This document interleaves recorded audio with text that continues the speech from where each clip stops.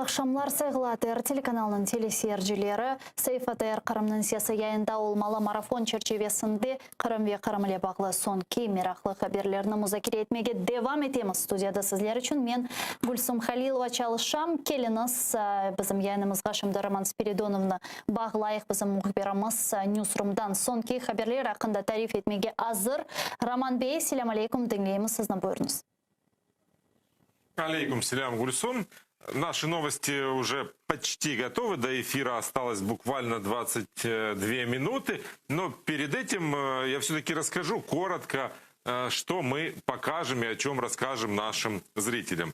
И начнем мы с такой новости. Украина представила крымскую платформу в ОБСЕ. Заместитель министра иностранных дел Украины имени Джепар во время онлайн-брифинга для делегаций государств-участников предложила странам-участницам ОБСЕ присоединиться к крымской платформе и принять участие в инаугурационном саммите, который состоится в Киеве 23 августа этого года. По ее словам, очень важно совместно искать ответы на весь комплекс последствий временной оккупации Крыма и держать эту проблему в постоянном поле зрения международного сообщества. Я напомню, что именно 26 февраля президент Украины Владимир Зеленский подписал указ о создании Организационного комитета по подготовке и проведению в Украине учредительного саммита Крымской платформы, а также о поддержке крымско-татарского языка и защите прав крымчан. Нам не присущи ни терроризм, ни экстремизм. Ветераны национального движения крымских татар из Белогорска вышли с обращением, с открытым обращением к народу, выражая свою поддержку и солидарность всем политзаключенным Крыма.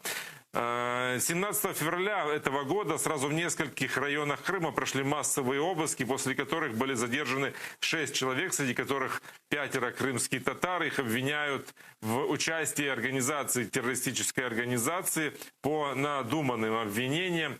И вот старейшины, обращаясь к оккупантам, заявили, что сегодня вы арестовываете наших братьев и сыновей, наших женщин и стариков, а завтра будете арестовывать младенцев.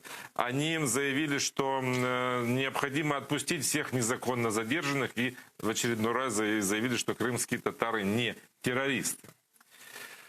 В оккупированном Крыму дорожная полиция проводит спецоперацию «Антинавальный». Вот ни много ни мало, но там сотрудники дорожной полиции останавливают машины и придумывают новую причину для проверки документов у водителей, требуя рассказать о том, как они относятся к Алексею Навальному, и объясняют это тем, что это у них такая спецоперация по предотвращению акций поддержки российского оппозиционера.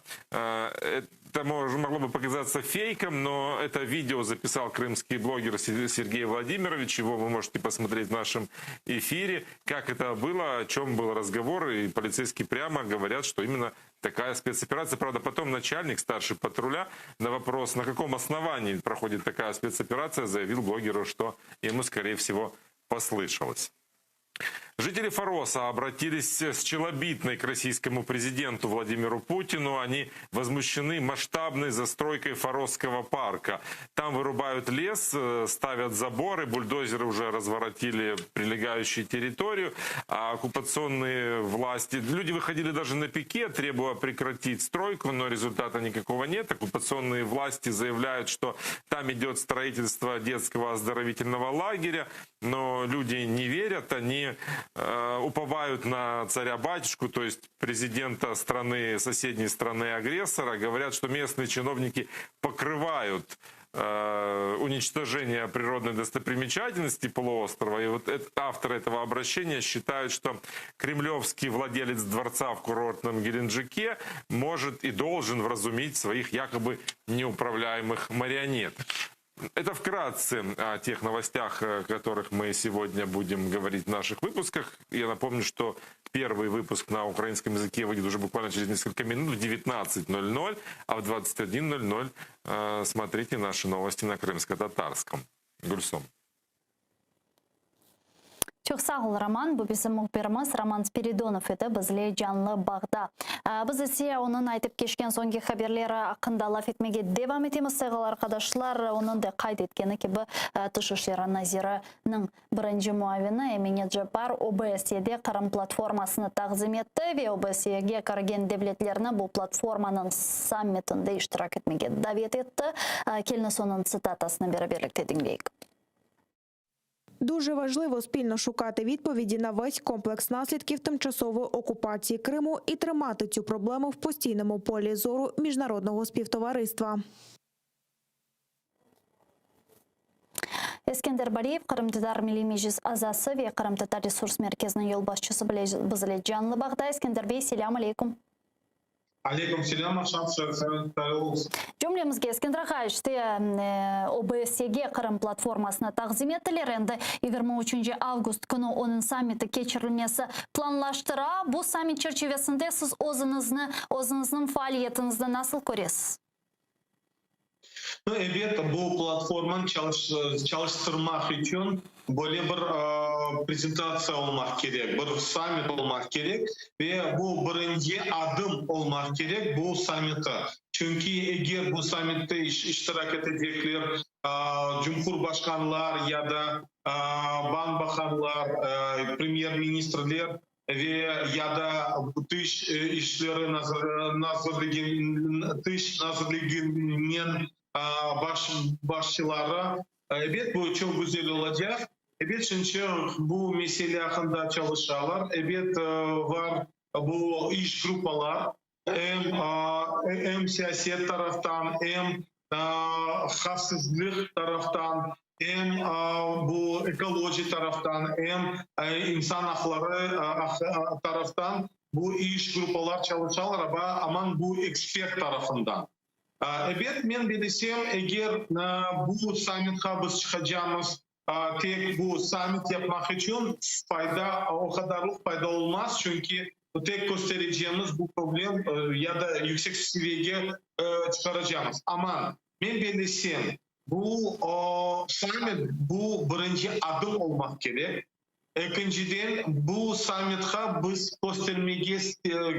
bizlerge göstermege gerek nasıl strateji var, nasıl operasyon planlarımız var ve nasıl adımlar olacak sonra.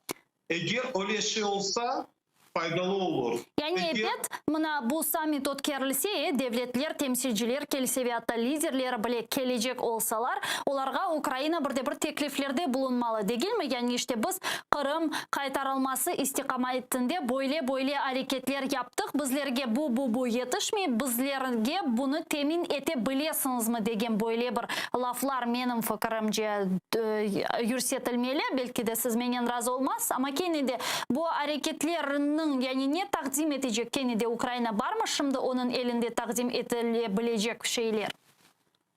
Ben bilmiyorum bu var mı ya da yok. Birinciden Emine Hanım'dan sormaya gerek. Çünkü Emine Hanım dış nazlıkında çalışıyor ve temsil ediyor. Ama benim fikrimce ya da nasıl ben bilgenimle ben bileyim çünkü bu platforma hakkında çalıştı. Ama ben bu strateji görmedim. Konsept var ama bu değil. Ve ben bilsem belki dış nazlıkında sonki varyantı var.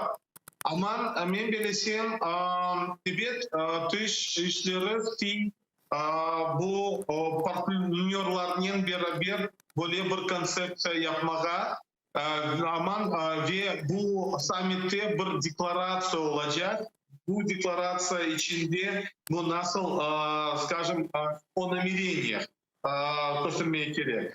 Ama çünkü yakın zamanlarda evet ekspert tarafından bu teklifler olacak. Teklifler hem ekoloji hakkında hem bu insan hakları tarafından ve siyaset tarafından bu tekliflerini onlar istiyorlar göstermeye bu sammitte. Evet, ben bilsem meclis taraftan bizlerge subjekt olarak bu sammit'te iştirak etmegi gerek. Bu birinci taraftan. İkinci taraftan biz tamir halk olarak bizlerge göstermege gerek bu yönelişini. Çünkü bu tamir halk hakkında hem siyaset, hem ekoloji, hem başka yönelişlerde göstermege mümkün. Burası telefon açıyor galiba sizge. Sonra bu meclis hakkında ben söyleyeyim. Buna birinci sualim zaten buydu. Yani meclisinin bu summit çerçevesinde yeri kayda olacak, nasıl olacak? Allah bilirsin, çok men aytıp olamayım. Ama bu taraftan bizlerge biz çalışacağımız ve biz temiz göstermege, bu yeri göstermege için. Çünkü Milli Meclis bu cemaat teşkilatı değil. Milli Meclis bu tamir halkının temsili organı. Onun için bu taraftan bizlerge bir yeri olmak gerekli. Onun için ben belirteyim, meclis adından yakın zamanlarda biz de mektuplar yazacağımız ve bu konsepsiyalarını göstereceğimiz.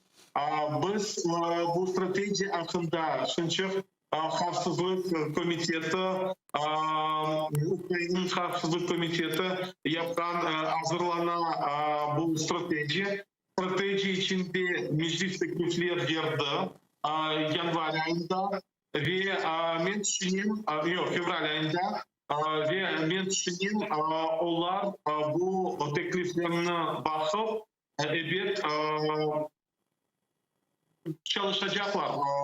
çalıştıracaklar bu tekliflerini. Umut etemiz. Bakıp çalıştıracaklarına. İskender Ağa, Ama ben Kırım platforma hakkında ne düşünüyorum? Evet, bu çok seviyeler olmak gerek. Birinci bu cumhurların seviyesi, ikinci bu cemaat seviyesi, üçüncü bu tematik seviyeler, ekoloji, insan hakları ve ilaçları. Ve son bu sammitte bir böyle deklarasya değil, bu planlarını kabul etmek gerek ve çalışmak gerek. Yani daha 5 ay var. Belki bu 5 ay çerçevesinde bu yönelişte daha çok faaliyetler alıp barılır. Mına ekolojik meselesi de ayttınız da hakikaten de bu çok mühim mesele. Çünkü yağmurlar ve karlar yağganına bakmadan işgal etilgen Kırım'da aleda suvle problemler çözülmemekte ve hatta kerginleşmekte. Ve bu sebepten işgalci işte hakimiyetinin sanki sözleri ise Aksionov'un aytkanına göre acele şekilde işte bu problemini çözmek için Karadeniz suvunu temizlegen böyle bir ustanovka kurmağa gerek eken. Keliniz onu aytkanını dinleyik ve bu meseleni de biraz müzakere ettik. Выход с точки зрения гарантированного водоснабжения Республики Крым, стопроцентная гарантия – это только опреснение. Другого пути нет. В Советском Союзе были не так глупы геологи. Северокрымский канал не было бы необходимости здесь рыть, если бы здесь были подземные источники воды. Обращения поступают, в том числе из Ялтинского региона, по поводу того, что опреснение – это вредно. Вреда точно никакого нет, прямых противопоказаний нет. Другое дело – подготовка этой воды. Нақша миссия Украина етішілері Назиры Арсен Аваковның айтқанына көре сувны Украина кімге бережек? Рус аскерлеріне, оларының ракеталар намы деген бөле бір суал берді ве айтқанына көре Қырым işgalден құртылмаған же суванда берілмеже келіні соның статасында деңлейк. А що, ми повинні постачати воду для контингенту російських військ і розгорнутих ракет там? Ми якусь несемо за це відповідальність? Може, є якісь міжнародні зобов'язання України в цьому питанні? Не повинна Україна постачати воду в Крим до того часу, поки Крим не повернеться до її складу. Це моє тверде переконання. İşte İskender Ağa, şimdi işgalciler bu Deniz suvunu temizlеп cihazlarını kurmağa istey. Ama ekspertlerinin kaydetkenine көрес, hususan sizin işte Kırım Tatar Resurs Merkezi'nin eksperti Evgen Хлобыстовның айтқанына көре, bu tertibatını kurmak için 2 yıl lazım. Bu müddet içerisinde onlar nasıl bu problemi çözecekler? Bakınız, biz bu bir yakın zamanda ATR'de трансляция yaptık. Kırım susuz ekspert kinofilm, dokumental kinofilm yaptık. Rusça geçebilirsiniz sizge dahil olacağız. Biz bu filmde öyle çok şey gösterdik çünkü biz Kırım Tatar Resurs Merkezi bu tarafta çalışıyor. Yakın zamanlarda da biz yanı raportlar yapacağımız bu ekoloji problem boyunca ve bu barda April ayında biz da bir kosmos taraftan snimak bakıp da yanı raport yapacağımız ama su meselesinde. Bakınız, evet Ruslar çok aytalar ya da işgalciler. Çok aytalar ne yapmaya gerek ve onlar çok planlar var, aklında bir kimsizliği var. Birinciden onlar başladılar aytmağa, biz bütün skvajinalardan su alacağız. Evet, aman onlar aldılar, aman kompensasya yapmadılar. İkinciden onlar söylediler, vodoprovod yapacaklar bu Kafkaz'dan, Krasnodar taraftan. Volga'dan ya da Don dereden alacaklar. Aman olmayacak şey çünkü bu havası, bu yağmurlar pek az idi bu 2-3 yıllar devamında. Üçüncü, onlar başladılar aytmağa, onlar gösterecekler bu bir uçak gelecek ve bütün bulutlar toplanacaklar ve çok yağmurlar olacak. Biz gördük sentyabr ayında onlarda bu plan olmadı. Dördüncü plan. Bu apreснение, bu deniz suyunu temizlemek için. Bakınız bir taraftan. Evet, böyle pratik var. Evet, İsrail'de var, Palestina'da var, başka Avustralya'da var, başka memleketlerde var. Aman. Bakınız, onlar niye yaparlar?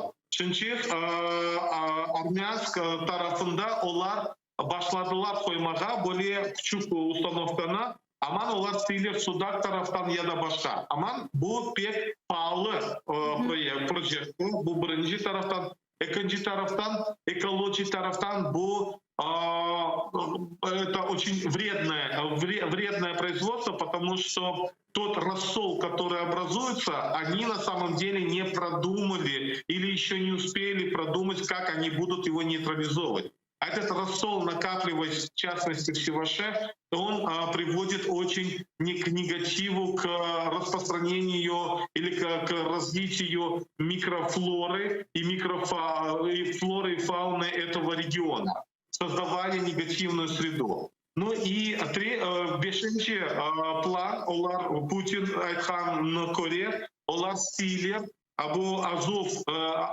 denizde Azovskого моря добывать пресную воду. Biz göremiz. Onlar birinciden bu Kırım'da ne yaparlar? Onlar bu infrastruktur projeler gösterirler çünkü onlar korrupsiya yapıp bu federal paralarına cöpetler. Ben öyle şey aytmak istiyorum. Başka taraftan onlar именно если мы говорим о естественных водных ресурсах, то здесь они уже натворили много негативных процессов. Первое, то, что они неконтрольно стали качать воду из скважин. Это первое. Второе, то, что они разрушили, скажем, собирательную систему Крыма. В первую очередь, когда мы говорим о вершине Агармыш. Именно в вершине Агармыш, там, где всегда накапливался снег, и, соответственно, постепенно он таял, и таким образом через карстовые породы накапливал воду. И эта вода постепенно шла. Это не быстрый процесс, а именно он полезен тогда, когда он медленный, когда медленно тает снег. Что же произошло с вершины Агармыш? Из-за разработки карьеров Они практически разрушили его. Постоянные ветры, они не удерживают, они способствуют тому, что снег, который накапливается в горах, он просто ветром выдувается.